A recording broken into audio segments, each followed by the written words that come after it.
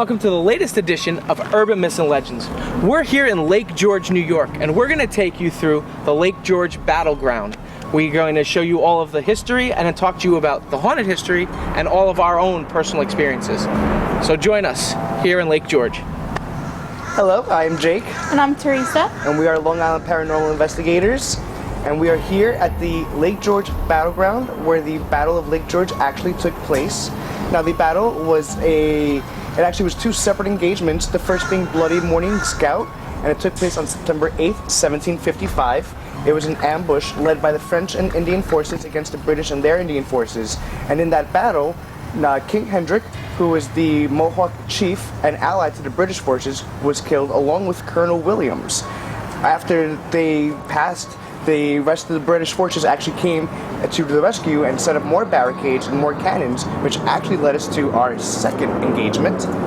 So the second engagement was called Bloody Pond. 300 New York and New Hampshire colonials went to ambush the French and their Indian forces at a small pond right outside of town. They threw the bodies of the dead into the pond, therefore calling it Bloody Pond. By 5 p.m. that day, the Battle of Lake George was through. It is said that the British had lost 216 soldiers with 96 wounded, and the French lost just over 800, making this the first battle that the British had won over the French.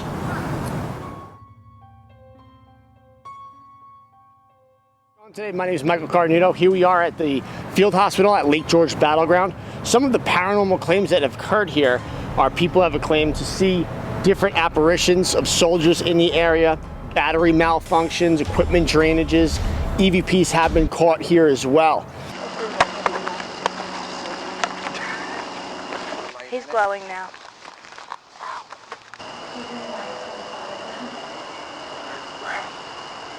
There was a time where I investigated here once, and we were over in that area and we were sitting down and we looked up and a soldier walked right in front of us and disappeared. Startled us. We didn't get any EVPs, our equipment didn't go off or anything, but it was a personal experience that did occur right here at the field hospital. This is the Indian drinking statue here at Lake George Battleground Park. Some of the paranormal claims here is that a park ranger was actually cleaning up the park one day, and he actually saw an Indian drinking water right from this very spot and then just disappear. So that is one of the claims, the apparition of an Indian in this area. Whether that's true or not, I've never personally seen it, but when I was here investigating, I was actually facing the statue and I had the PSP-7 spirit box, and I was asking different questions, and I asked, are we in danger? Didn't say anything, and then it said, look behind you. So I looked behind me and said, what's behind me? And it said, Dimitri. And it just so happened that if you go straight down this pathway, Dimitri was investigating right behind me. But I will never forget my first time investigating here. I've never felt more surrounded than I did then. And I actually saw someone come up to me literally holding their gun, and they stopped right at my throat. And at that point, I ran. I had to run. It was absolutely terrifying. Sometimes also investigating here with my other sensitives part of the group, it may sound a little crazy, but it looks like sometimes at night the statue may move a little bit. And I understand, the human aspect that their mind may play tricks on you, but there's the feelings behind it. You could sometimes even hear like the gulp of water. It's intense, and also playing into you seeing the Indian here drinking. Like, right, who knows if maybe that's what we were seeing or hearing. Hi, my name is Hanson Castano from Long Island Paranormal Investigators, and I'm here with... I'm Christina. And we had several experiences here in the past before. One experience that I had here was a overwhelming feeling of being surrounded by all sides. I actually heard footsteps from every single location. Once I turned to one location, I hear it behind me. Not only that, I actually had a presence of being challenged, like, come closer to the statue and see what happens. And every time I took a step forward, I felt someone right in front of me saying, come, see what happens to you if you come closer. And at that point, I kind of backed away. I was saying to myself, you know what, I'm gonna go closer. And then every single time I went closer, the same presence around me, right in front of me, right next to me. Felt the same thing, saying, come closer, see what happens to you. And at that point, I was just like, you know, maybe I shouldn't go, maybe I should go. But I ended up going down the pass, and I felt being surrounded by every single location.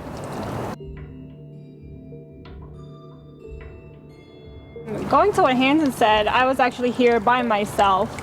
I was just standing right in front of the statue, and it didn't take long, maybe like 5 minutes to hear all the footsteps coming from every single direction. It was very heavy footsteps, very heavy. Twigs snapping, leaves crunching. You could just tell somebody was coming towards you. And I got sort of freaked out. So Peppy came, met me halfway. I was walking down this pathway actually, and like behind me, I could just feel somebody following me.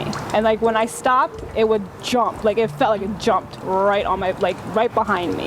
And it happened twice in the same spot too. So that was pretty creepy. All right. So I'm over here right behind Fort George. This is the back. There's like a hill that arches all the way up. And right behind me is a public restroom. I was investigating, and while I was here, I had to go to the bathroom really bad. I checked and this was locked, so I decided to go to the bathroom right behind the restroom over here.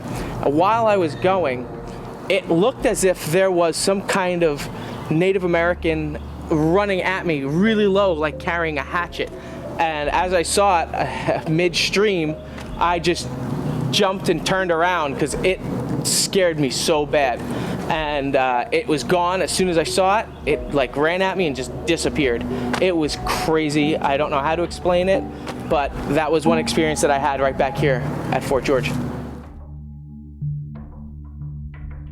During investigating with the Long Island Paranormal Investigators, I decided to ask my fellow teammates to walk ahead and leave me behind so I can have some moments alone here at the fort.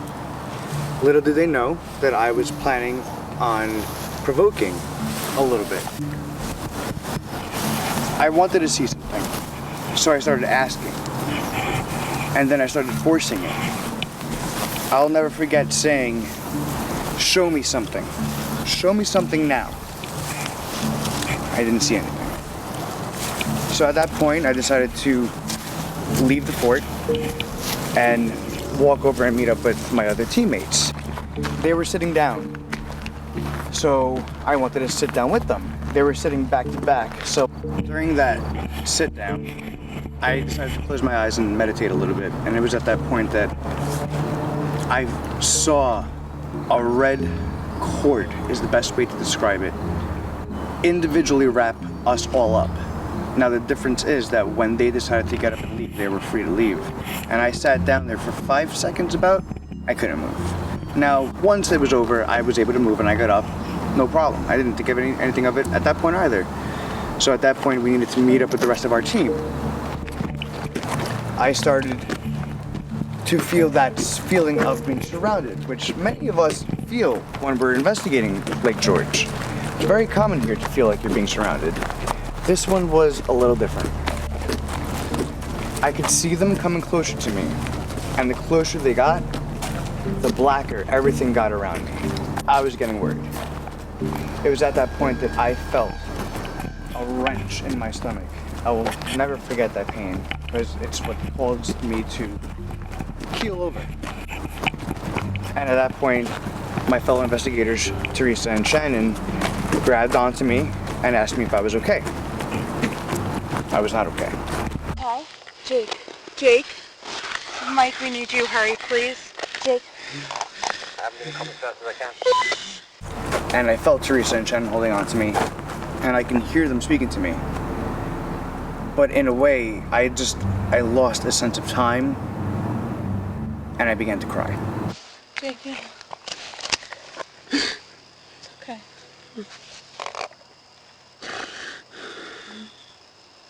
Jake.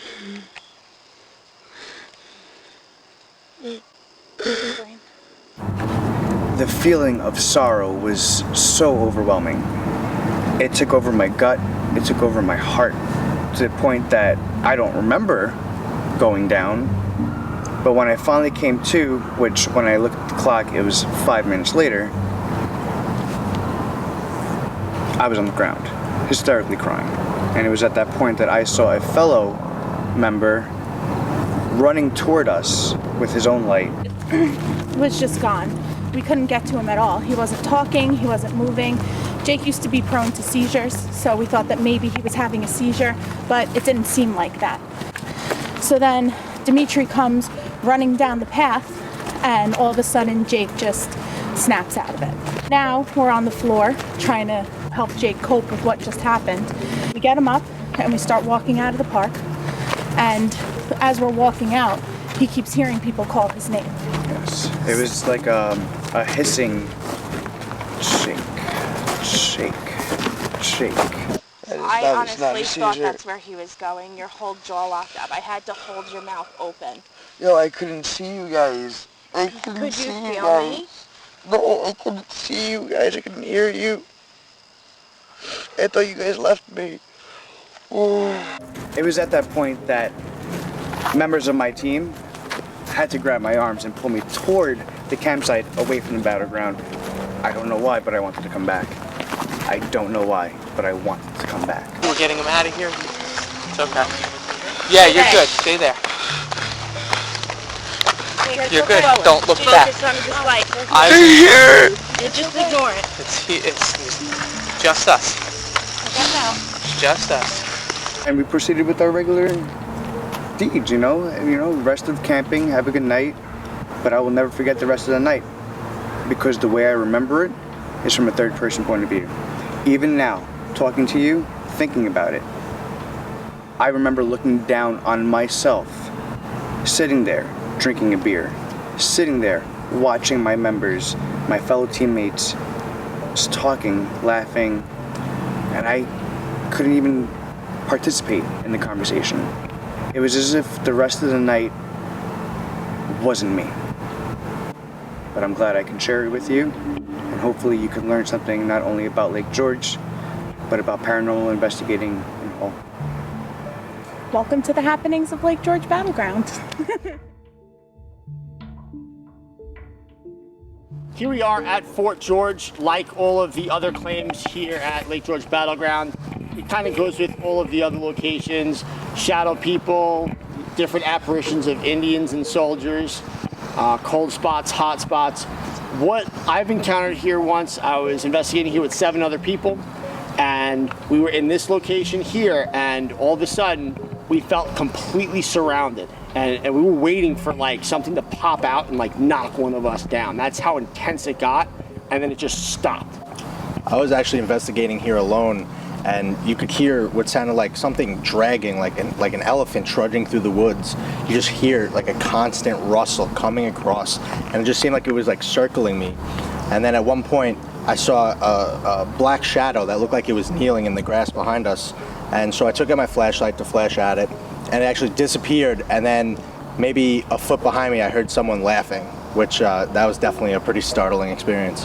When we were investigating here, I was actually waiting over here, right in front of Fort George, and then I was walking up the pathway, and the white mist crossed right in front of us. And a lot of times when it happens, it's quick. It doesn't stick around. It doesn't stay there for minutes and then disappear. It's quick. And it's startling. You see it and you're like, did you just see that? And sure enough, like she saw it too. And I was like, wow, that was pretty wild. And when we were investigating, when you were located in the woods and I stepped back on the pathway here, I actually saw what would look like, I hate to say a black shadow, because it was more like a black mist. It stepped out on the pathway, stopped, and then just disappeared. And like I said, it was really quick, real fast. So this is some of the stuff that does happen here. On top of the overwhelming feelings of get out, and we were investigating here another night, and we were sitting right over there on that bench. And we were sitting down, and probably about 10 minutes in, all of a sudden we felt an extreme cold spot on our backs. Extreme cold spot, like the temperature just dropped, and we were like, does anybody else feel that? You know, and everyone kind of felt it, and then that was it, just stopped, so.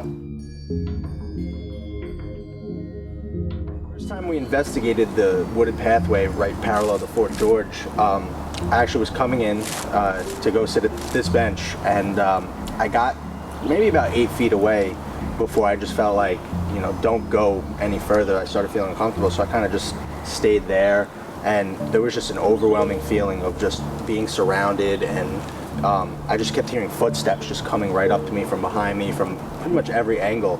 And gradually, after a few minutes, it pushed me back another, 10 feet, and then another 10 feet. And then I was just hearing muffled talking. I actually heard someone say, "Get out and run." And that's when I really started feeling like, all right, I gotta back up even further. And I kind of backed up and sat at a further bench along the pathway, because it just got way too overwhelming, to the point I actually radioed and said, "I will give $10 to anyone who could spend 20 minutes at that bench." I'll do it, so. And I was way past Fort George. I was in the back parking lot. So I walked up the pathway, and I'm like, yeah, I'll walk in there, I'll go in. So as I start walking in, I got maybe about 20 feet from the bench, and that's when it kind of really got intense. It's like you walk through like a doorway, and it's extreme, overwhelming feelings, and then you start hearing like walking around you. So I came over here, I sat down here facing Fort George, put my equipment on the table, and I just listened. And you could hear the stuff falling from the trees. It almost sounds like rain, but it wasn't raining that night, but it was probably pollen or whatever. And then every once in a while you'd hear like footsteps almost run up to you and then run back. And I'm sitting there, I have my stopwatch gone, I look out over at it, I'm like, all right, I've only been here for 2 minutes. It feels like 20 minutes already. So then you gotta try to like look around, I'm looking, and you keep getting feelings, and once again you'd hear the running almost run up and then run back. So I'm like, how far can I really sit in here before something actually goes the fullest extent, goes that far, So I'm sitting here, and so the next time it happened, I'm like, hello? Like, is anybody here? Nothing. I got nothing. So I kept asking questions every time that would happen. And I would say, like, I'm not here to harm you. I'm just here for information, asking what happened at this location. And I didn't get anything. I had a recorder going and stuff. And then the last 3 minutes was probably the most intense. I'm sitting here, and once again, I'm facing that way. And then all of a sudden, I hear like multiple footsteps behind me, almost charging me. So I turn around, and I look, and there's nothing there. And it keeps advancing, so I just go, just to try to like scare, like whatever. I mean, that's like the first thing I thought of, and it like stopped. I know after that, I think I you went came in. Yeah. So. And you guys had kind of told me like before I went in what had happened to you. Right. And then we were talking about it. You're like, okay, Dimitri, we want to do something else for the end of the investigation. You run in, get 15 minutes. Rocco will get 15 minutes, and then Right. So I'm like, okay. I walk in, but I walked in with a little bit of a different attitude. Mm-hmm. I was standing taller than normal, tough, and I walked in and I started hearing the footsteps, and I just said, "Hey." Right. It just felt like that's there, and okay. So then I'm standing in here, and of course I'm hearing the footsteps, and I'm looking around, and then all of a sudden, I just start hearing like heavier footsteps than the normal ones, and just people murmuring back and forth, talk. I couldn't make out what they were saying, but they were definitely talking. And then I looked at my watch, and I was like I don't know for you, for me the time flew. Mine. I looked at my watch, and I was like, I've been in here 20 minutes already. What is it? Like, Rocco's got to get in here. Yeah. So right before I called over the radio, it happened again, pulling on the back of my hair, and then a warm across my forehead. And then that's all you. So I came in, I was sitting right where Mike is, looking out towards the fort, and it was pretty quiet for me. I didn't really hear too many footsteps or anything, too much rustling the leaves. I did hear the murmuring in the background, little chatter back and forth, just like you. I couldn't make it out. So I'm just sitting here, basically just looking straight ahead. I don't know how. I've never heard of it. I've never seen anything like it before. But I straight up saw a horse. A horse, not just a horse, not like a horse just hanging out. Like a horse in mid freaking gallop. Like actually like a charging horse. Just going down the main pathway. Mm-hmm. But when we finally called it and Rocco was coming out, I was like, yo, you must have been moving around like crazy. All I kept hearing was freaking crazy rustling and foot moving around and stuff like that. Never moved he's an like, I inch. sat the entire time. So I was like, oh, I didn't think of it as Not only did I not move an inch, I did not hear rustling the at whole time. all. Like right in the main pathway where the wood part begins. I just kept hearing like moving back and forth, like pacing, like uneasiness, like something else was uneasy. So I thought maybe it was Rocco. And he's like, no, I was sitting the whole time. I was like, wow.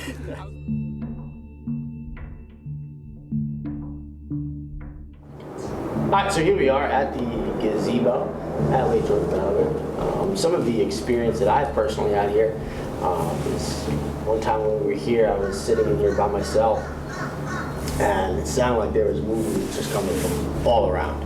Felt like it was basically going to be charged, and it just stopped. It was definitely pretty wild.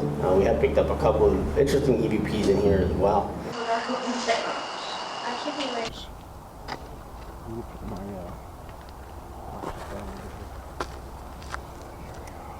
But yeah, it's a pretty crazy location over here. It's like similar experiences to what you were having. Christina and I, we were hearing just sounded like running like behind the gazebo. Right.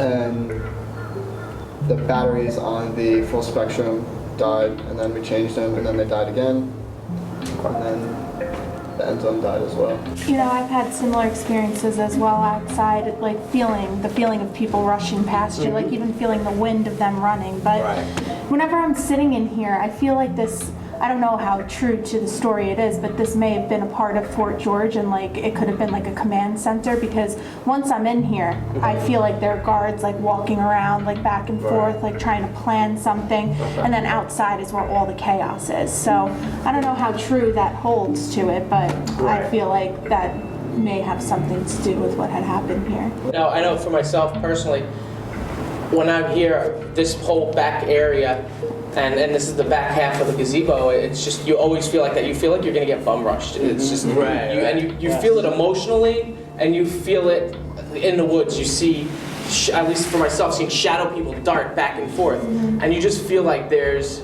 some type of guerrilla warfare going on out there that's coming towards you. Yeah. And it's an overwhelming feeling. And to be in here, especially by yourself, and feel like you're seeing 8 or 9 people running back and forth at you, that'll take it. Off that, I had a video camera once, and I came in, I saw shadow people just running back and forth out there, so I was like, let me try and see if I could get it on the video camera.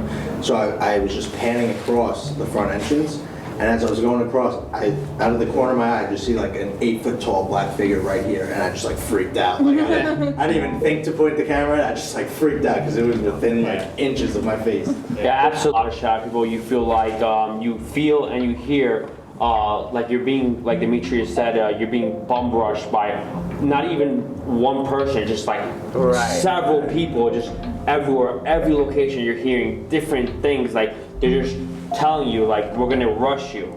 Not only that, I also had an experience right out front of the gazebo.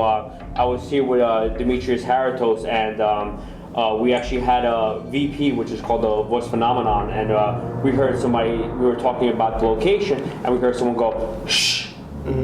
And we actually heard it, and it wasn't an EVP, it was a VP, which is the Voice Phenomenon. We heard it with our own ears. I was actually so frustrated that night because I kept feeling like I was being attacked and I was being bum rushed. I was like, I literally spoke back at it. I was like, no, you shush. Because I was just so annoyed at that point. And then we were discussing it like right in the front of the gazebo, and then moments later, something says, shut up, Hanson, or actually it used more vulgar term to Hanson.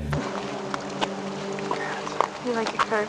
And that was really, and that was an EVP that we caught even moments after the VP. Yeah, touching back on what Pepe said, we were actually just outside the gazebo, and we were looking at his video camera because it died, and then I was watching him put new batteries back in it, and he couldn't turn it back on. So when I turned around because I was trying to use the moonlight to illuminate my stuff to see if mine was working, it felt like I walked right into somebody.